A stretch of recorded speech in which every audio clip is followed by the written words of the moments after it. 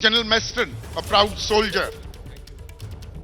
मणिपुर की भी बात हुई और मणिपुर का समाधान निकालने की तो बात हो रही है, पर ये हालात ऐसे क्यों बिगड़े और कहां हमने चूक की है और चूक स्वीकार करने को भी तैयार हैं क्या?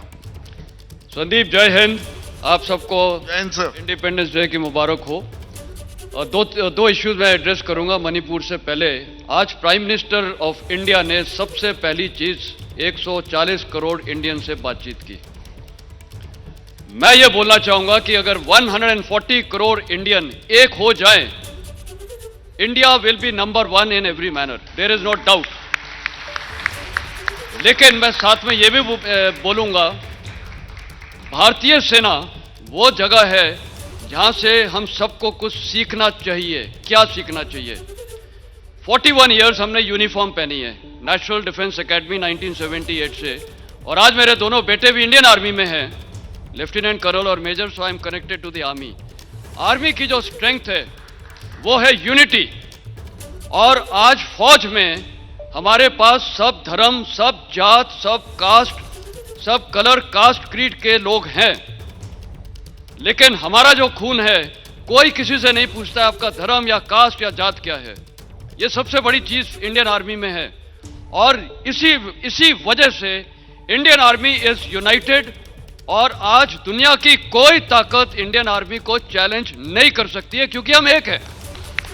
और देश में भी वही एकता आनी चाहिए, और ये तमाम लीडर्स का है, not only prime minister Modi, everyone needs to be accountable to bring solid unity and bonding amongst the people.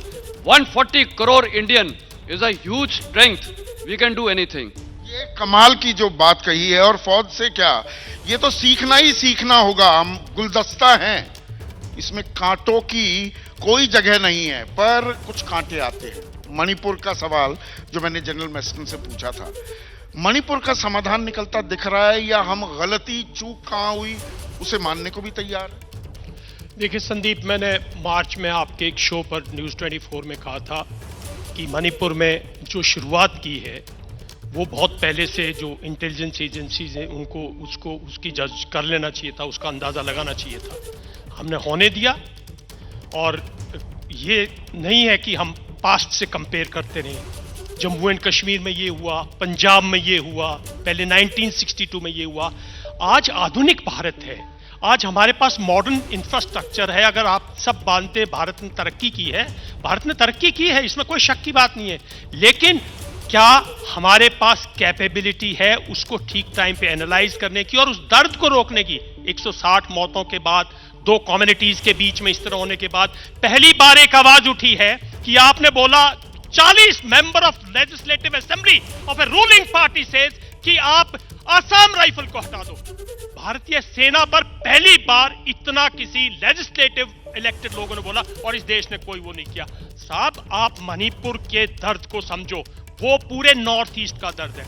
Assam rifle ने 4 अशोका चक्कर है इसी लड़ाई को लड़ते हुए, 1956 से नॉर्थ ईस्ट की लड़ाई लड़ रहा है। उनके 1200 लोग उसमेमें शहीद हुए हैं, उनके कम से कम 1000 आदमी से ज्यादा इनकैपेसिटेट हुए हैं, उनके यहाँ 60 से ज्यादा लोग जो हैं वो और 40-48 बटालियन ऐसी जगह लगी हुई है, मैं नंबर नहीं हुआ, जो हॉस्टाइल टेरेन है, ना कि दुश्मन से, क्लाइमेट से, जंगल से, इंफ्रास्ट्रक्चर से। मेरा मानना यह है कि मणिपुर का रास्ता जो मार्च में निकल सकता था आज भी वही है।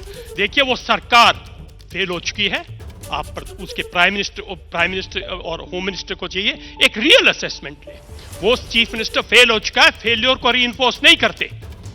दूसरी बात, वहां के जो गवर्नर हैं वो उस तरह से पब्लिक इमेज नहीं दे पा रहे। वहां जो एडवाइजर्स हैं वो कोई एक आपने पुराने सीआरपीएफ के काबिल अफसर को लगा दिया। वहां की सीआरपीएफ की प्रॉब्लम नहीं है, आसाम राइफल, नॉर्थ ईस्ट में जो जनरलशिप है। मेरा मानना यह है कि अगर आप उसका समाधान चाह रहे हो, अगर शांति, रियल में शांति चाह रहे हो, तो वो शांति अभी दूर है, क्योंकि आप ठोस कदम नहीं उठा रहे। ठोस कदम उठाने होंगे अगर मणिपुर में हम शांति चाहते हैं।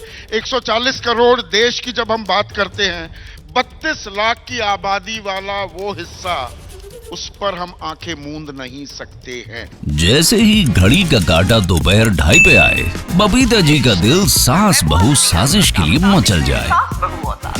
और ये है इनकी बहू, पूरे दिन ऑफिस की टेंशन हो जाए गॉन जब ये करें अपना फेवरेट शो फ्री टाइम पे ऑन।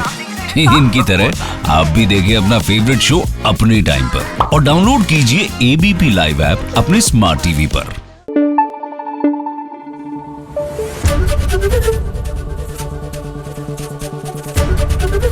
एबीपी न्यूज आपको रखे आगे।